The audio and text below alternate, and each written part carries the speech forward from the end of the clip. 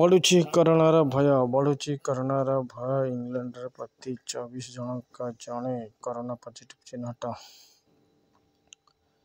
Corona virus ନୂତନ JN.1 variant ବିପଦ କ୍ରମାଗତ ଭାବରେ ବୃଦ୍ଧି ପାଉଛି। ବିଶ୍ୱ ସ୍ୱାସ୍ଥ୍ୟ ସଂଗଠନ WHO ପୂର୍ବତନ ମୁଖ୍ୟ ବୈଜ୍ଞାନିକ ଡକ୍ଟର ସୌମ୍ୟା ସ୍ୱାମୀନାଥନ୍ କହିଛନ୍ତି, ବର୍ତ୍ତମାନ ଲୋକଙ୍କୁ ଭୟଭୀତ କରିବା ଆବଶ୍ୟକ ନାହିଁ। ନୂତନ ଭାରିଏଣ୍ଟ ଚିନ୍ତାଜନକ ନୁହେଁ ବୋଲି ବର୍ଣ୍ଣନା କୁହାଯାଇଛି।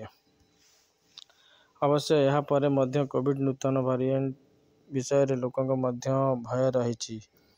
ସ୍ୱାମୀନାଥନ୍ ଆଉ ମଧ୍ୟ କହିଛନ୍ତି, ଆମକୁ ସତର୍କ ରହିବା ଆବଶ୍ୟକ, କିନ୍ତୁ ଆମକୁ ମଧ୍ୟ ଚିନ୍ତା କରିବାର ଆବଶ୍ୟକତା ନାହିଁ, କାରଣ ଆମର ତଥ୍ୟ ନାହିଁ ଯାହା ଦର୍ଶାଇପାରେ JN.1 ଭାରିଏଣ୍ଟ ବିପଜ୍ଜନକ। ଏହା ଅଧିକ ନିମୋନିଆ କିମ୍ବା ମୃତ୍ୟୁ ଘଟାଇବ କି ନାହିଁ ଆମେ ଏପର୍ଯ୍ୟନ୍ତ ଜାଣିନାହୁଁ। ମୁଁ ଭାବୁଛି ବର୍ତ୍ତମାନ ଆମକୁ ସାଧାରଣ ପଦକ୍ଷେପ ନେବାକୁ ପଡ଼ିବ। ଭାରତରେ 594 ନୂତନ କୋଭିଡ୍ ସଂକ୍ରମିତ ଚିହ୍ନଟ ହୋଇଛି।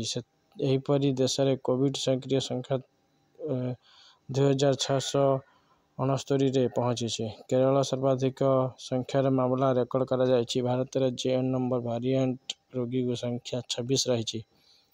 ବ୍ଲୁମବର୍ଗଙ୍କ ରିପୋର୍ଟ ଅନୁସାରେ ଇଂଲଣ୍ଡ ଓ ସ୍କଟଲ୍ୟାଣ୍ଡର 24 ଜଣଙ୍କ ମଧ୍ୟରୁ ଜଣେ କୋଭିଡ୍ ପଜିଟିଭ୍ ଚିହ୍ନଟ ହୋଇଛି। କୋଭିଡ୍ ଦ୍ୱାରା ଲଣ୍ଡନ ସବୁଠାରୁ ଅଧିକ ପ୍ରଭାବିତ ହୋଇଥିବା ଅଞ୍ଚଳ ମଧ୍ୟରୁ ଗୋଟିଏ।